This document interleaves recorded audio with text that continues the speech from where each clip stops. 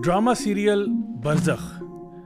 पिछले कुछ ही दिनों से मुझे लोगों ने मुख्तलिफ वीडियो क्लिप्स शेयर किए। ये एक नया ड्रामा सीरियल है बरज़ख के नाम से, जो कि इंडियन जो एंटरटेनमेंट नेटवर्क है Z5 उसके ऊपर ये एयर हो रहा है। सो जनरली स्पीकिंग हमारा कुछ कंसर्न नहीं होता अगर फॉर एग्जांपल इंडियन मीडिया कुछ भी पोर्ट्रे करता है या कुछ भी दिखाता है, लेकिन इस ड्रामे के साथ असल मसला ये है कि ये drama Pakistani cast, Pakistani director, Pakistan में शूट होने वाला इंतहाई घटिया नौयत का ड्रामा है। और मैं इसके बारे में आपको बताता हूँ कि इसके अंदर घटियापन क्या है। LGBTQ एजेंडा को फुल थ्रॉटल प्रमोट किया जा रहा है, फहाशी को फुल ऑन प्रमोट किया जा रहा है।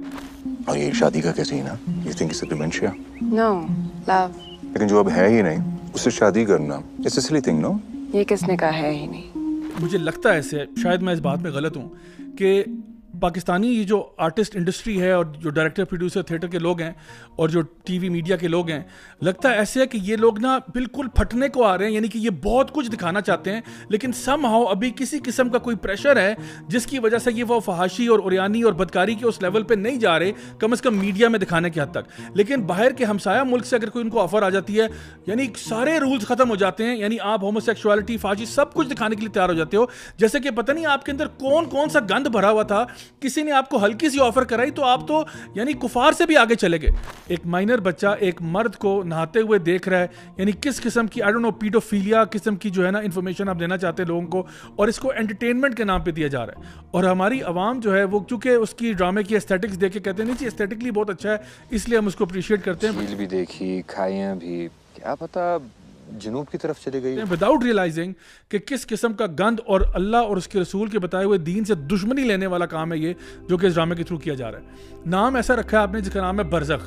बरज़ख अल्लाह के बंदो अगर आपको पता हो तो ये मौत के बाद की स्टेट होती है। यानी आलम बरज़ख जो है ये वो है जब इंसान फोत हो जाता है और अभी क़यामत के दिन का इंतजार कर रहा है, तो ये जो मिडिल पीरियड होता है, जो इंटरम पीरियड होता है, इसको बरज़ख कहा जाता है। तो आलम बरज़ख में वो तो कब्र ही है, कब्र ही बरज़ख, कब्र ही बरज़ख है। और कब्र में या ये जन्नत के बागीचों में से बागीचा है या जहन्नम के गढ़ों में से गढ़ा है। गोया जिस तरह की उसकी आखरत है उसी की मुनासबत से ये आखरत का दिबाचा जो बरज़ख है ये भी उसी तरह से चलता है। जिनको आगे जन्नत मिलनी है उनके लिए आराम है बरज़ख में, और जिनको जन्नत नहीं मिलनी अल्लाह ताला मुआफ़ फरमाए उनके लिए यहाँ भी उसी तरह का अज़ाब है। इसको हम स्टेट ऑफ द ग्रेव भी कह देते हैं। ये वो मामला है जब इंसान कब्र के अंदर होता है। यानी सुभान अल्लाह, आप लोगों को इतनी शर्म नहीं आई कि ड्रामे का नाम आपने बरज़ख लिखा है और जितने भी उसमें करतूत दिखाए जा रहे हैं वो अल्लाह माफ़ करे इंतहाई फौश नेचर के। मावन भी कभी कभी ऐसी आवाज़ निकालती थी जब बाबा जिंदा थे। इसके अलावा मैं कंस्पिरेसी थ्योरी में नहीं जाता, लेकिन जो बरज़ख का जो फॉन्ट है उसका जो ए लेटर है वो भी फ्री मसोनिक इल्यूमिनाटी सिंबलिज्म को डिवोट कर रहा है। इसकी डिटेल्स में मैं नहीं जाऊंगा क्योंकि ये एक और टॉपिक है, another topic for another day. लेकिन आप देखें कि गुनाह को आम करना, फहाशी को आम करना, हालांकि अल्लाह सुब्हानहू व तआला कुरान मजीद में सूरह नूर में सूरह नंबर 24 की आयत नंबर 19 में ये बात वाज़े तौर पर बयान कर चुके हैं कि जो लोग भी ये पसंद करते हैं, सिंपली ये पसंद करते हैं कि मोमिनीन के अंदर फाशी फैले, उनके लिए जो अजाब है वो दुनिया में भी है और आखिरत में भी है। सबसे दर्दनाक अजाब की वईद है उन लोगों के लिए जो सिर्फ ये बात पसंद करते हैं, जो प्रोड्यूस करते हैं, जो डायरेक्ट करते हैं, जो उसमें एक्ट करते हैं, जो उसको बनाते हैं। उनका तो चैप्टर ही डिफरेंट है। ये तो सिर्फ इतनी सी बात हो रही है कि अगर आप पसंद करते हैं कि ये ड्रामा फैल रहा है, बनाने वालों के साथ क्या होगा वो तो अल्लाह ही जानता है, लेकिन इतनी सख्त वईद है इसके ऊपर। एक हदीस में तो आता है अल्लाह से शख्स को कभी माफ नहीं करेगा जो गुनाह करता है और उसको फिर ब्रॉडकास्ट कर देता है, गुनाह करता है और उसके ऊपर पर्दे नहीं डालता। तो ये जो सोशल मीडिया के जरिए या टीवी मीडिया के जरिए जब आप गुनाहों को ब्रॉडकास्ट करते हैं, खुद अंदाजा लगाएं जिस जिस घर में ये ड्रामा देखा जाएगा, जिस आंख जो आंख पड़ेगी इस ड्रामे के ऊपर, सबका जो कफारा है वो आपको अदा करना पड़ेगा। सबका ब्लेम आपके सर पे। और जिस तरह नेकी करने के ऊपर सदका जारिया होता है, तो ये गुनाह करने के ऊपर भी गुनाह जारिया आपके लिए बन जाता है। मैं हुकूमत वक्त से गुजारिश करता हूँ प्लीज इस पे नजरसानी करें। आज तो चलें, इन्होंने कुछ सीन्स पे ना करते करते ब्रेक लगा दी, कल को वो नहीं करेंगे तो आप क्या करेंगे? मतलब मैं I just want to know for my own knowledge, कोई पॉलिसी हमारी है, कोई हमारा प्रोसीजर है कि क्या पाकिस्तान में फ्री फॉर ऑल है? कोई बंदा भी जैसा मर्जी ड्रामा बनाना चाहे, फौज से फौज हो, पोर्नोग्राफिक कंटेंट बना के किसी साथ वाले मुल्क को दे दे, क्या ये पाकिस्तान में इजाजत है? क्या हम इसको अलाउ करेंगे मुल्क पाकिस्तान के अंदर जो ला इलाहा इल्लल्लाह के नाम पर बना?